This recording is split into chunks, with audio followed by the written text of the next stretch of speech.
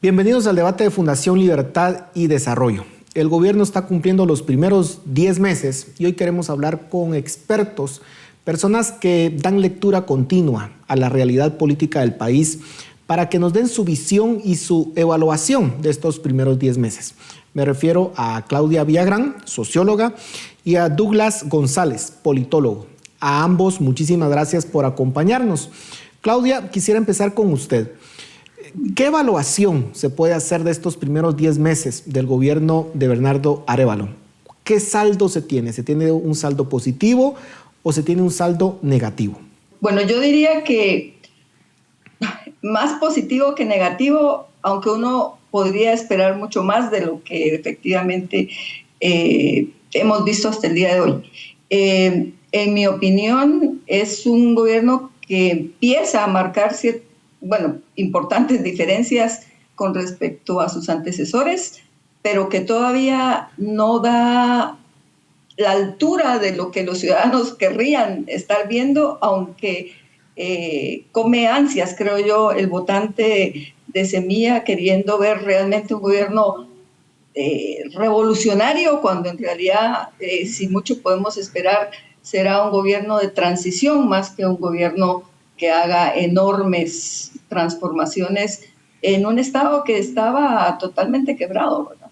Entonces creo que podríamos verlo como eso, como un gobierno que empieza a ser un momento transitorio, no sabemos hacia qué exactamente todavía, pero sin duda un gobierno que empieza a demostrar que tiene importantes diferencias con respecto a, sobre todo, temas de corrupción, temas de desestructuración del Estado, que era lo que estábamos viviendo hasta hace muy pocos meses. Douglas, ¿cuál es su evaluación de este gobierno? Le hago la misma pregunta, ¿es un saldo positivo o es un saldo negativo? Bueno, quizás en la misma línea de Claudia, depende de con qué lo comparemos, ¿verdad? Si lo comparamos con lo que teníamos anteriormente, y tendríamos que hablar de personajes concretos, de un Yamatei capturando todas las instituciones, de un Miguel Martínez a cargo de una estructura de saqueo de los recursos públicos, de ministros dedicados ya sea a la campaña electoral o a llenar sus bolsas de dinero. Obviamente estamos mucho mejor, ¿verdad? Desafortunadamente ese no es el benchmark que usa la población, sino que la población utiliza como parámetro de medida las expectativas que tenían de Bernardo Arévalo, ¿verdad? Y si lo evaluamos con relación a esas expectativas, pues probablemente estamos bastante lejos todavía de lo que la población hubiese esperado que fuese Bernardo Arévalo.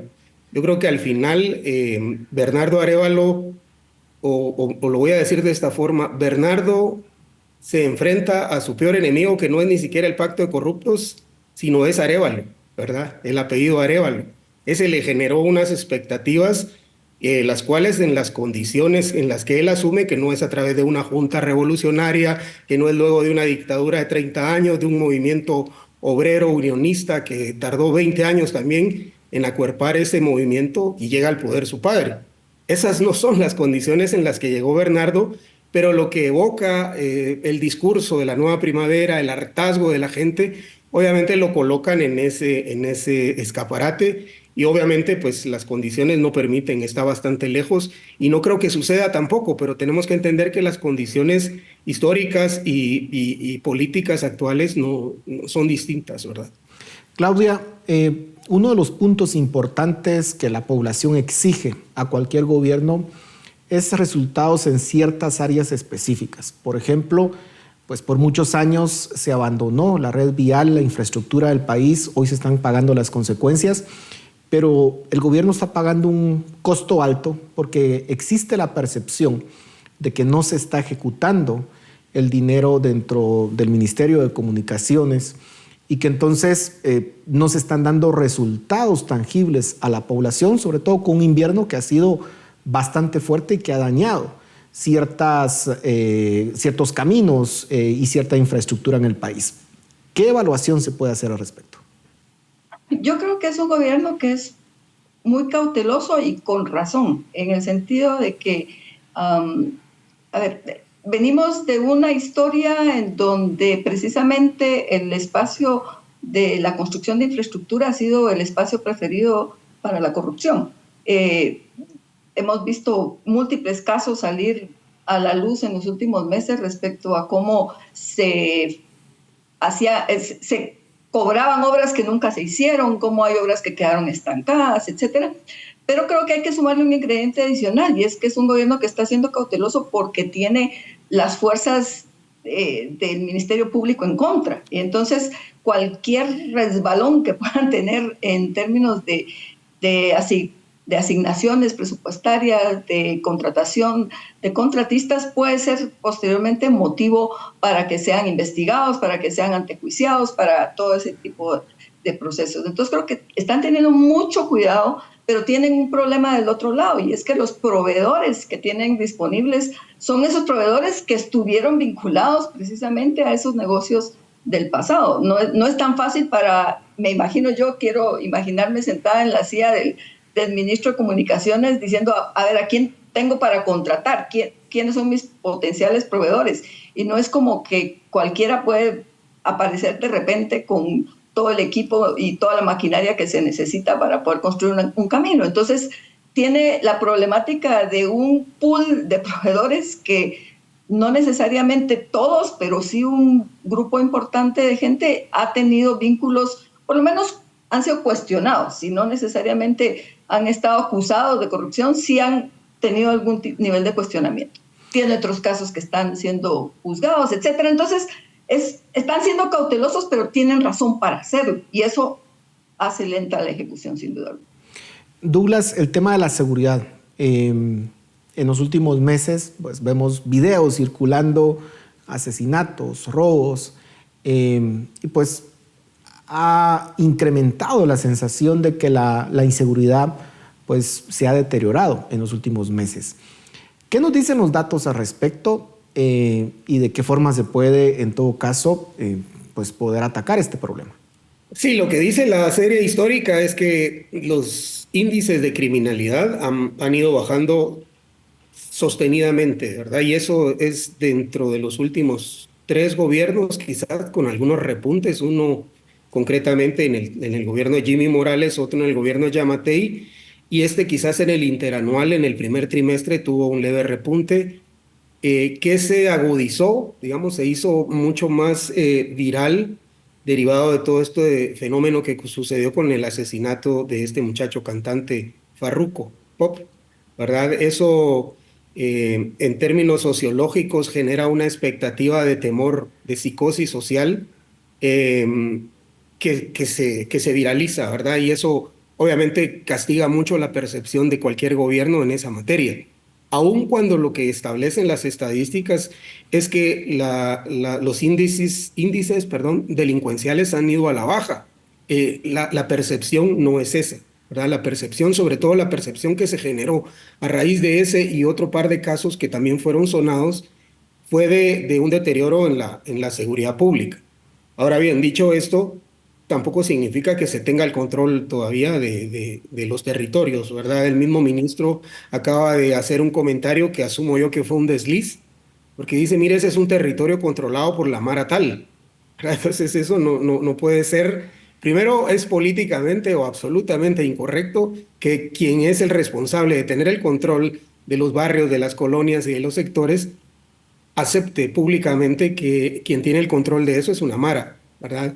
Y en segundo lugar, pues obviamente me envía un mensaje de que entonces quién tiene el control, ¿verdad? Yo recuerdo el caso aquel de Huehuetenango cuando fueron tomados algunos pobladores por manifestantes y que el ministro de aquel entonces, Edwin Speringsen, dijo, mire, yo no puedo mandar a los policías ahí porque no hay quien garantice la seguridad de los policías, ¿verdad? Entonces es un caso similar, ¿verdad?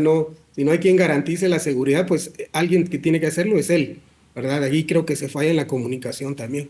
Ahora, hablemos de los errores que ha cometido el gobierno, porque si uno ve las dos encuestas disponibles que tenemos, lamentablemente en este país no se hacen más encuestas, deberíamos de tener una encuesta mensual por lo menos, pero no es la tradición que tenemos en este país. Pero al inicio del gobierno, el presidente Arévalo tenía 78, si no estoy mal, % de aprobación, y el último dato que tenemos disponible público es 54.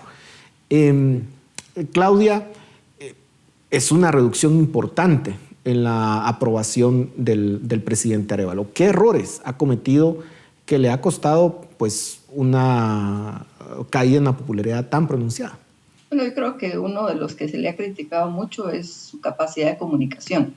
¿Qué tanto realmente informan, no solo de las cosas que van avanzando, pero también de las problemáticas que han ido encontrando?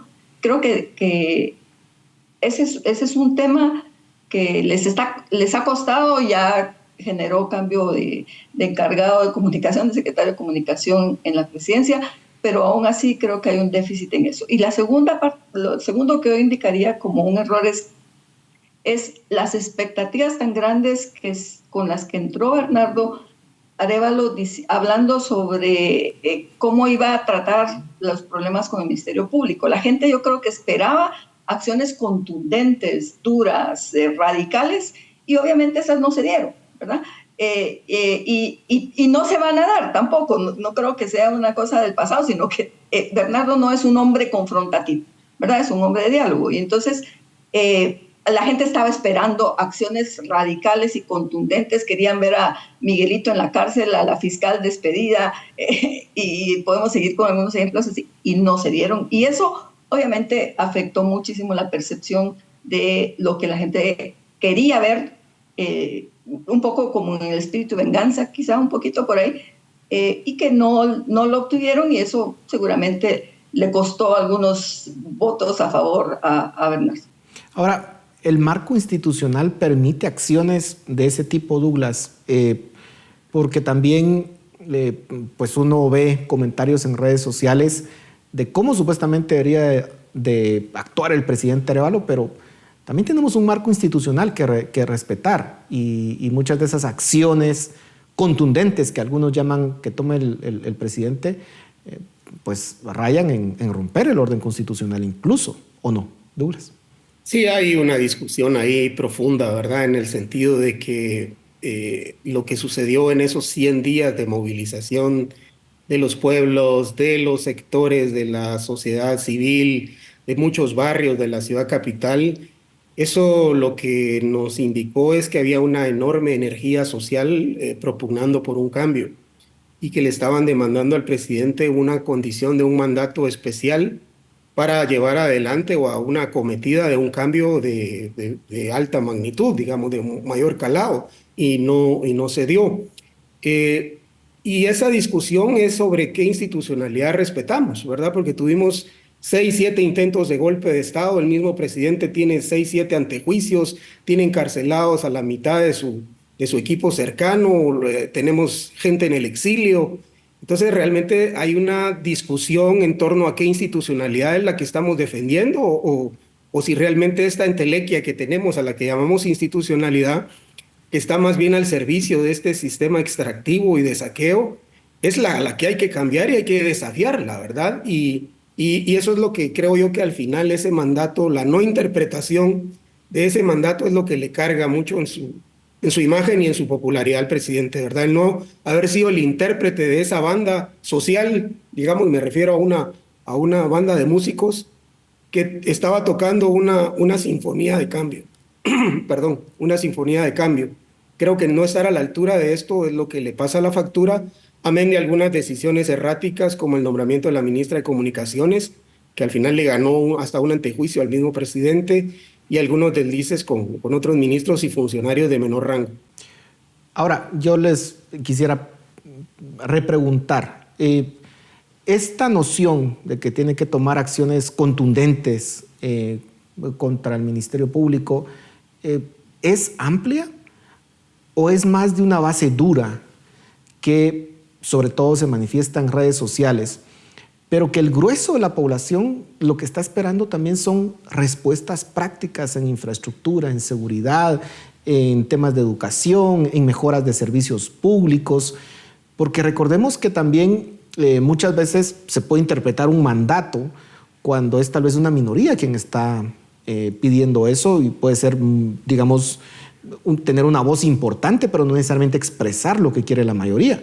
Posiblemente la mayoría lo que quiere son respuestas a problemas específicos. Claudia.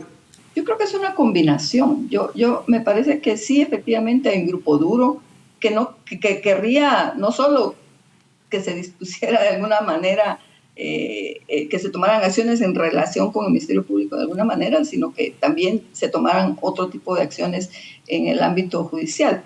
Creo que hay un grupo, sí, seguramente muy crítico en esa línea, pero creo que la gente sí logra percibir que el Ministerio Público y los tribunales se han convertido en una piedra en el camino, ¿verdad?, que le está costando mucho salvar al Ejecutivo. Entonces, ¿qué paso que da? Paso en donde enfrenta de alguna manera una respuesta que bloquea decisiones de parte del organismo judicial. Entonces creo que hay tal vez no todo el mundo quiere que despida a la fiscal, pero sí todo el mundo quisiera que se tomara alguna acción en relación con eso. Y la otra parte es evidente, o sea, pero creo que es una demanda histórica, el de la gente que quiere ver que el gobierno haga presencia en sus comunidades, que el gobierno ejecute sus presupuestos adecuadamente, que satisfaga necesidades que tienen no días, sino décadas de estar insatisfechas. Creo que sí hay mucha demanda y mucha expectativa en que haya esa respuesta a esas necesidades que son tan sentidas, pero creo que es una combinación, no creo que es una cosa o la otra. Ahora, me queda ya muy poco tiempo y quiero tratar dos temas, el Congreso y las Cortes. Douglas, vámonos al Congreso. Esa relación de estira y encoge, porque no han logrado construir una alianza, digamos, sólida dentro del Congreso. ¿Cómo ve que puede evolucionar en el futuro?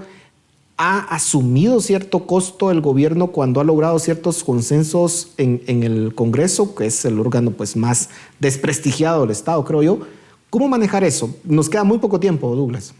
Y yo creo que lo que hemos visto hasta ahora es lo que vamos a ver en los próximos 3 años que nos quedan, ¿verdad? Un Congreso veleta, ¿verdad? Que depende de la negociación que sea, va a marcar hacia un lugar, hacia otro. Pero la clave es que el Congreso, en las negociaciones que entraba con el gobierno, nunca se ha decantado a favor del gobierno en temas estratégicos. Temas estratégicos, la destitución de la fiscal general, temas estratégicos, el retorno del partido Semilla a la legalidad y temas estratégicos, la elección de magistrados. Es decir, cuando se trata de tocar estructuralmente al pacto de corruptos, el Congreso se decanta siempre en función de defenderlo, ¿verdad?